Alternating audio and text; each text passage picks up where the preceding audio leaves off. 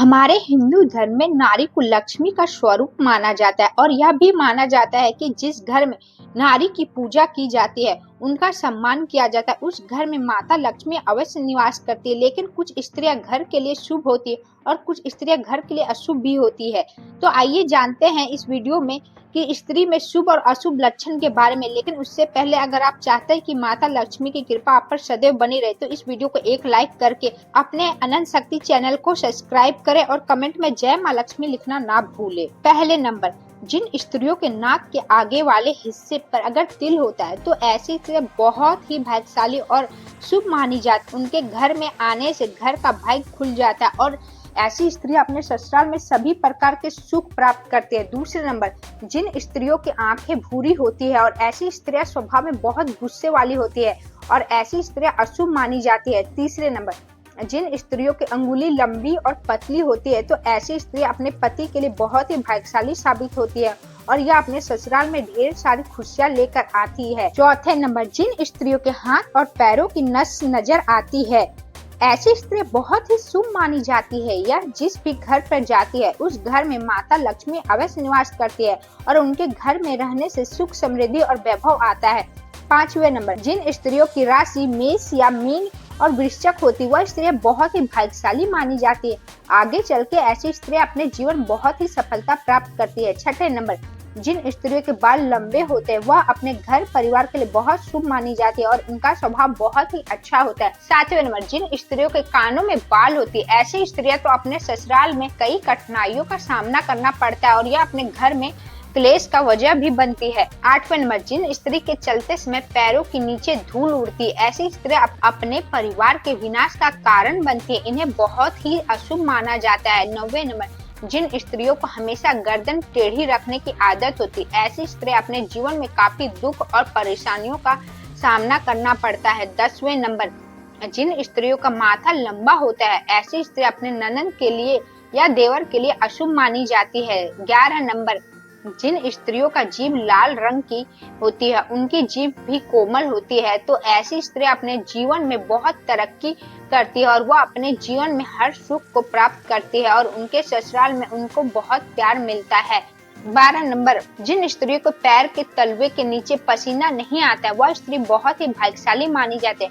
वह स्त्री अपने जीवन में रानी के समान सुख प्राप्त करती है और जिस घर में जाती है उस घर में धन दौलत की कभी कमी नहीं आती है।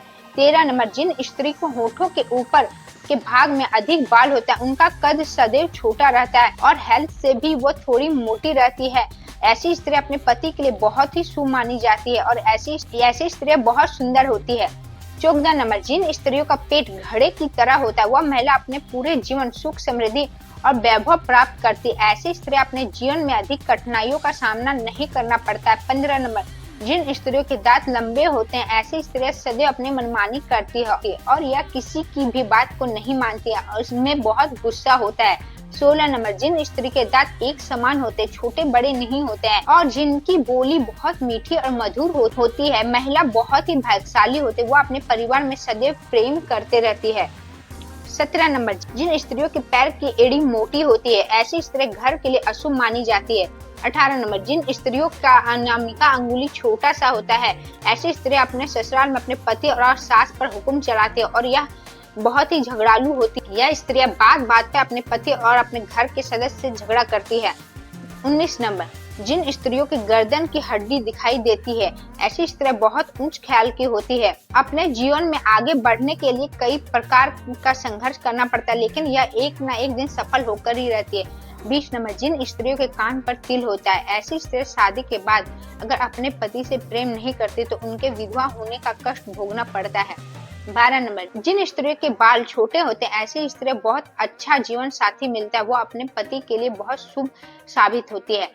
नंबर 22, जिन स्त्रियों के दाहिने हाथ में किसी जगह 2 तिल हो तो ऐसी स्त्री बहुत शुभ मानी जाती है और उनका जीवन बहुत सुखमय व्यतीत होता है। नंबर 23, जिन स्त्रियों के हाथ में अधिक रेखाएं होती है ऐसी स्त्रियां उम्र बहुत लंबी होती है, ऐसी स्त्रियां पूजा पाठ में अधिक मन लगाती है। नंबर 24, जिन स्त्रियों की गर्दन के बीचों बीच तिल होते हैं ऐसी स्त्रियां बहुत ही शुभ मानी जाती है, ऐसी स्त्रियां अपने जीवन में उच्च पद पहुंचने की संभावना होती है। नंबर 25, जिन स्त्रियों की एड़ियां फटी हुई होती है, ऐसी स्त्री बहुत ही भाग्यशाली मानी जाती है। ऐसी स्त्री अपने घर परिवार के साथ एक साथ प्रेम में रहते, उनका सोच बहुत अच्छा होता है।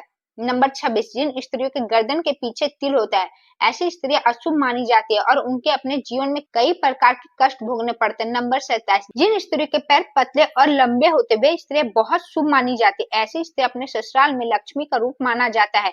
जिस भी घर में यह जाती है, उसे घर में पैसे की कभी कमी नहीं आती। वह घर में धन दौलत से सदैव भरा रहता और माता लक्ष्मी की कृपा उस पर विशेष बरसती रहती है। नंबर 28, जिन स्त्रियों की आंखें मोटी होती है, ऐसे बहुत ही शुभ और अच्छे स्वभाव की मानी जाती है। ऐसी स्त्रियां बहुत दयालु होती है और दानी भी होती है। जिस भी घर में इनका जन्म होता है, उस घर में यह विवाह के बाद भी जाती है, तो दोनों घरों में धन की कमी नहीं रहती है। नंबर 29, जिन स्त्रियों के गाल पे तिल होता है, ऐसी स्त्रियां बहुत अच्छी स्वभाव वाली होती है। ऐसी स्त्रियों के अंदर प्रेम की इच्छा अधिक होती है। नंबर 30, जिन स्त्रियों के हाथ लंबे और पतले होते हैं, ऐसी स्त्रियां बहुत शुभ मानी जाती है। ऐसी स्त्री अपने पति के लिए बहुत शुभ होती है और इनके जीवन में जिससे भी इनकी शादी होती है, वो बहुत भाग्यशाली होते हैं।